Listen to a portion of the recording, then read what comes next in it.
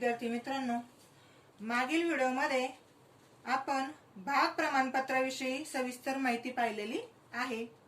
बघा, आता आपल्याला भागांचं हस्तांतरण तसेच भागाचं संक्रमण कसं केलं जातं, नंतर भागांचं हस्तांतरण करण्याची कारणे कोणकोणती असतात, कोरे हस्तांतरण आणि बनावट हस्तांतरण म्हणजे काय, तसेच भागाचं संक्रमण म्हणजे काय हे सविस्तर बघायचं आहे। तसेच आपल्याला भागाचे हस्तांतरण व भागाचे संक्रमण या दोघांमधला फरक देखील अभ्यासायचा आहे आणि त्या फरकामध्ये आपण कोणकोणते मुद्दे पाहणार आहोत तर ते मुद्दे आपण इथं खाली लिहिलेले आहेत। बघा, याच्यामध्ये अर्थ आपल्याला बघायचा आहे, नंतर हे हस्तांतरण केव्हा केलं जातं, त्या कृतीचं स्वरूप कसं असतं, नंतर कोणते पक्ष त्याच्यामध्ये सहभागी असतात, हस्तांतरणासाठी कोणते दस्तऐवज लागतं, पुढाकार, मोबदला, उत्तरदायित्व आणि मुद्रांक शुल्क हे वेगवेगळे मुद्दे आपल्याला फरकामध्ये अभ्यासायचे आहेत। बघा, आता आपण पाहतोय भागांचं हस्तांतरण म्हणजे काय। आता भागांचं हस्तांतरण म्हणजे काय की जो काही भागधारक असतो तो स्वतःच्या इच्छेने दुसऱ्या व्यक्तीला भागांचं हस्तांतरण करतो। म्हणजे त्या व्यक्ती जो काही भागधारक असतो तो त्याची जर इच्छा असेल हस्तांतरण करण्याची तर तो ते हस्तांतरण करू शकतो। जर त्या व्यक्तीला किंवा त्या भागधारकाला पैशाची गरज असेल किंवा त्याला भेट म्हणून जर भागांचं हस्तांतरण करायचं असेल तर तो ते करू शकतो आणि प्रत्येक भागधारकास असं भाग हस्तांतरणाचा हक्क असतो। आता ज्या काही सार्वजनिक कंपन्या असतात बघा, तर त्यामध्ये भागांचं मुक्तपणे हस्तांतरण करता येतं, परंतु त्यासाठी नियमावलीमध्ये तशी तरतूद असावी लागते। परंतु ज्या काही खाजगी कंपन्या असतात तर त्यांच्यामध्ये भागांच्या हस्तांतरणावर काही निर्बंध लादलेले असतात। बघा, आपण या ठिकाणी भागांचं हस्तांतरण पाहतोय। भागांचं हस्तांतरण म्हणजे काय की ज्या ठिकाणी भागधारक स्वतःच्या इच्छेने दुसऱ्या व्यक्तीला भागांचं हस्तांतरण करतो त्याला भागांचे हस्तांतरण असं म्हणतात आणि असं हस्तांतरण करण्याचा अधिकार प्रत्येक भागधारकाला असतो। आता असं जर हस्तांतरण करायचं असेल तर भागधारकाला हस्तांतरणासाठी अर्ज करावा लागतो व नंतरच तो ते भागाचं हस्तांतरण करू शकतो। म्हणजे ज्या कंपनीचे भाग असतील तर त्या कंपनीला त्याला काय करावं लागतो, हस्तांतरणासाठी अर्ज करावा लागतो आणि ह्या अर्जासोबत त्याला भाग प्रमाणपत्र, म्हणजे ज्यावेळेस त्याने भाग खरेदी केलेले असते त्यावेळेस त्याला असं भाग प्रमाणपत्र दिलं जातं, जे आपण मागच्या व्हिडिओमध्ये पाहिलेलं आहे बघा। तर ते भाग प्रमाणपत्र तसेच हस्तांतरण करण्यासाठी त्याला शुल्क देखील जमा करावं लागतं। जो भागधारक भागाचं हस्तांतरण करतो त्याला हस्तांतरक असं म्हणतात आणि ज्याला हस्तांतरण केलं जातं त्याला हस्तांतरित असं म्हटलं जातं। असं जे काही सभासद असतात किंवा जे काही भागधारक असतात ते भागांचं अंशतः किंवा पूर्णतः हस्तांतर करू शकतात आणि याची नोंद ते सभासद वहीमध्ये नोंदणी झाल्यानंतरच हस्तांतरण पूर्ण झाले असं म्हटलं जातं। म्हणजे ज्यावेळेस हस्तांतरण होतं त्यावेळेस त्याची नोंद वहीमध्ये केली जाते आणि अशा वेळेसच हस्तांतरण पूर्ण झालं असं समजलं जातं। आता असं जे काही हस्तांतर आहे हे हस्तांतरण ती कंपनी नाकारू देखील शकते आणि त्याची कारणे आपल्याला बघायची। बघा, भाग हस्तांतरण नाकारण्याची कारणे म्हणजे कोणत्या कारणांमुळे ती कंपनी किंवा संचालक मंडळ भागांचं हस्तांतरण नाकारू शकते। भाग हस्तांतरण नाकारण्याचा अधिकार त्या संचालक मंडळाला असतो। हस्तांतरणाचा अर्ज मिळाल्यापासून 30 दिवसाच्या आत हे संचालक मंडळ हस्तांतरण नाकारण्याची सूचना कारणासह त्या भागधारकास देत असते। मग ते कारणे कोणकोणती आहेत ती कारणे आपल्याला अभ्यासायची आहेत। बघा, त्यामध्ये पहिलं कारणे ते म्हणजे भागधारकाकडून हस्तांतरणासाठी नियमावलीत तरतुदीचे पालन न झाल्यास, म्हणजे हस्तांतरणासाठी जी काही नियमावली तयार केलेली असते किंवा नियमावलीमध्ये जी काही तरतूद असते त्या तरतुदींचं जर पालन त्या भागधारकाने केलं नाही तर अशा वेळेस संचालक मंडळ भागांचं हस्तांतरण नाकारू शकते। हे पहिलं कारण आहे बघा। त्यानंतर दुसरं कारण आहे हस्तांतरण अर्ज कायद्यात दिलेल्या नियमाप्रमाणे नसल्यास, म्हणजे हस्तांतरण करण्यासाठी जो काही अर्ज भागधारकाने केला असेल, तर जसं नियम दिलेला आहे किंवा कायद्यामध्ये जसं नियमात सांगितलेलं आहे तशा स्वरूपामध्ये जर अर्ज नसेल तर त्यावेळेस देखील संचालक मंडळ भाग हस्तांतरण नाकारू शकते. हे दुसरं कारण आहे. तिसरं कारण आहे हस्तांतरण अर्जासोबत भाग प्रमाणपत्र नसल्यास. अतिशय महत्वाचं कारण आहे की ज्यावेळेस एखाद्या व्यक्तीला भागांचं हस्तांतरण करावं लागतं त्यावेळेस त्याला अर्जासोबत भाग प्रमाणपत्र आणि शुल्क देखील भरावं लागतं. आणि असं जर प्रमाणपत्र त्याने जर दिलं नाही तर अशा वेळेस देखील भाग हस्तांतरण संचालक मंडळाला नाकारता येते. ज्या भागांचं हस्तांतरण होणार आहे अशा भागांवर जर धारणाधिकार असेल तर अशा वेळेस देखील भागांचं हस्तांतरण नाकारता येतं. म्हणजे अशी वेगवेगळी कारणं आहेत पहा की ज्यामुळे संचालक मंडळ भाग हस्तांतरण नाकारू शकते. तर जे काही भागधारक असतात त्यांना नाकारल्याची सूचना मिळाल्यानंतर 30 दिवसाच्या आत ते काय करू शकतात, अपील करू शकतात. जर अशा भागधारकास सूचना मिळाली नाही तर जर सार्वजनिक कंपनी असेल तर 90 दिवसाच्या आत आणि खासगी कंपनी असेल तर 60 दिवसाच्या आत तो भागधारक अपील करू शकतो.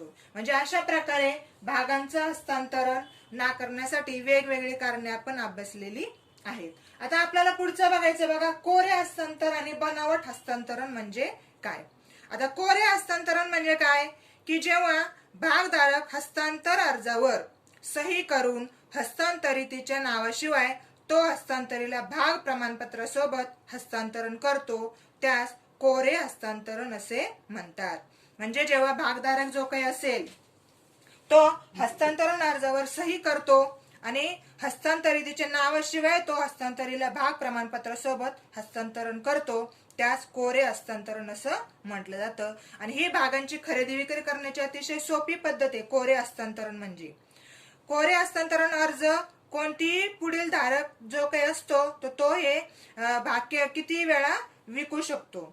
कोरे हस्तांतरण अर्ज धारण करणाऱ्याला या संदर्भातील मुद्रांक शुल्क द्यावे लागत नाही आणि कोरे हस्तांतरणदार जो असेल त्याला सर्व अधिकार हे भागधारकाप्रमाणेच असतात. म्हणजे ज्यावेळेस कोरे हस्तांतरण होतं त्यावेळेस तो जो काही भागधारक असेल तर त्याला देखील सुरुवातीचा जो भागधारक असेल तर तेवढेच अधिकार त्याला देखील प्राप्त झालेले असतात. त्याला आपण कोरे हस्तांतरण असं म्हणतो.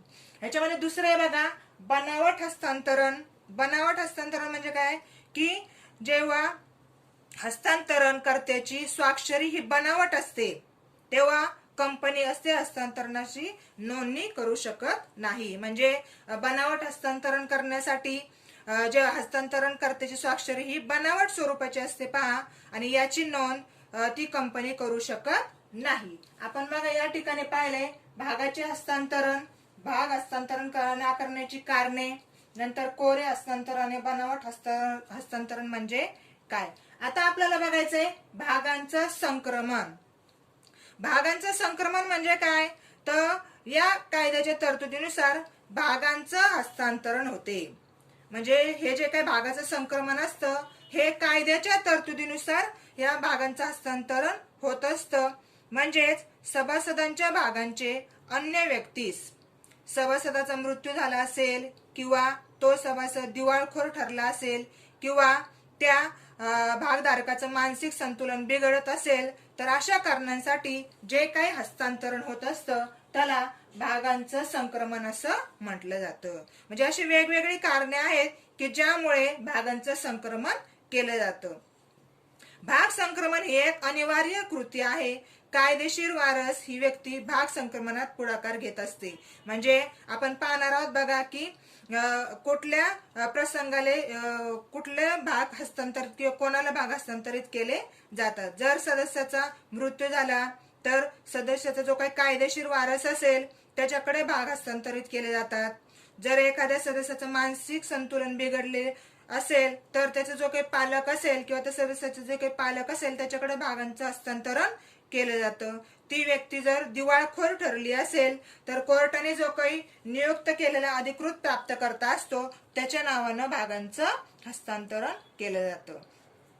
हे जे काही भागांचं संक्रमण आहे किंवा भागांचं जे काही हस्तांतरण आहे यावेळेस अर्जाची व मुद्रांक शुल्काची गरज नसते, त्या भागाचं संक्रमण हे आपोआपच होत असतं.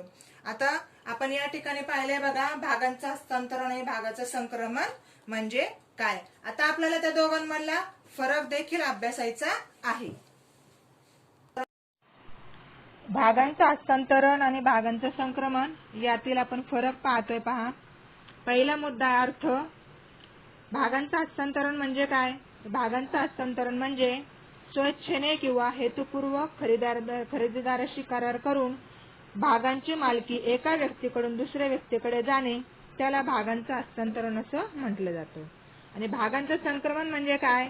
तर भागांचं संक्रमण म्हणजे कायद्याच्या तरतुदीनुसार भागधारकाच्या मालकीचे भाग त्याच्या कायदेशीर प्रतिनिधीकडे हस्तांतरित होणे म्हणजे भागांचं संक्रमण होय. आता असं संक्रमण का केलं जातं. तर भागधारकाच्या मृत्यूमुळे किंवा भागधारक दिवाळखोर झाला असेल किंवा त्याचं जर संतुलन बिघडलं असेल तर असं भागांचं संक्रमण केलं जातं. हा झाला पहिला मुद्दा. दुसरा मुद्दा आहे बघा, केव्हा केलं जातं. भागांचं हस्तांतरण हे भागधारकाला जर समभाग विकायचे असतील किंवा ते भेट म्हणून द्यायचे असतील तर असं भागांचं हस्तांतरण केलं जातं. आणि जेव्हा भागधारकाचा मृत्यू होतो किंवा भागधारक दिवाळखोर होतो किंवा त्याचे मानसिक संतुलन बिघडते तेव्हा भागांचं संक्रमण केलं जातं. तिसरा मुद्दा आहे पहा, कृतीचे स्वरूप. ही भागधारकाने स्वेच्छेने केलेली कृती असते आणि भागाचं संक्रमण जे काय आहे ती सक्तीची कृती असते. ही कायद्याच्या कृतीनुसार केली जाते. पुढचा मुद्दा आहे पहा, सहभागी पक्ष. तर भागांच्या हस्तांतरणामध्ये दोन पक्षांचा सहभाग असतो. त्याच्यामध्ये एक असतो तो म्हणजे हस्तांतरक, जो भागांचं हस्तांतरण करतो, आणि दुसरा असतो तो म्हणजे हस्तांतरिती, ज्याला भागांचं हस्तांतरण केलं जातं तो. असे दोन पक्ष भागांच्या हस्तांतरणामध्ये असतात. तसंच भागांच्या संक्रमणामध्ये एकाच पक्षाचा समावेश असतो, तो म्हणजे मृत्यू झालेल्या सदस्याचे नामनिर्देशित केलेली व्यक्ती होय. आता पुढचा मुद्दा आहे बघा, हस्तांतरणाचे दस्तऐवज. हस्तांतरण दस्तऐवजाची हस्तांतरणासाठी गरज असते व हा हस्तांतरिती व हस्तांतरक यांच्या दरम्यानचा करार असतो. म्हणजे भागांचं हस्तांतरण करण्यासाठी हस्तांतरणाच्या दस्तऐवजाची गरज असते आणि तो हस्तांतरिती व हस्तांतरक यांच्या दरम्यानचा करार असतो. आणि भागांच्या संक्रमणासाठी हस्तांतरणाच्या दस्तऐवजाची गरज नसते. पुढचा आहे बघा, पुढाकार. भागांच्या हस्तांतरणासाठी या प्रक्रियेमध्ये हस्तांतरक पुढाकार घेत असतो आणि भागांच्या संक्रमणामध्ये जो काही कायदेशीर वारसदार असेल किंवा कायदेशीर प्रतिनिधीकडून अशी संक्रमणाची प्रक्रिया ही केली जाते. त्याच्यानंतरचा मुद्दा आहे पहा, मोबदला. भागांचं हस्तांतरण करण्यासाठी समभागांचे हस्तांतरण भागधारक पैशाचा मोबदला मिळावा म्हणून करतो. म्हणजे खरेदीदाराला समभागांसाठी रक्कम अदा करावी लागते आणि याला अपवाद म्हणजे जेव्हा भागांना भेट म्हणून दिले जाते त्यावेळेस अशी रक्कम अदा केली जात नाही. भागांचं जे काही संक्रमण असतं यामध्ये मोबदल्याचा प्रश्न येत नाही. कायदेशीर वारस किंवा कायदेशीर प्रतिनिधींना समभागांसाठी रक्कम अदा करण्याची गरज नसते. पुढचा मुद्दा आहे पहा, उत्तरदायित्व. भागांच्या हस्तांतरणामध्ये हस्तांतरकाची जबाबदारी ही भागांचं हस्तांतरण झालं की संपते आणि भागांच्या संक्रमणामध्ये समभागांचे संक्रमण झाले तरी मूळचे उत्तरदायित्व तसेच चालू राहते. त्यानंतरचा मुद्दा आहे पहा, मुद्रांक शुल्क. भागांचे हस्तांतरण झाल्यानंतर मुद्रांक शुल्क भागांच्या बाजार मूल्यावर आधारित असते आणि ज्यावेळेस भागांचे संक्रमण होतं त्यावेळेस मुद्रांक शुल्क भरावे लागत नाही.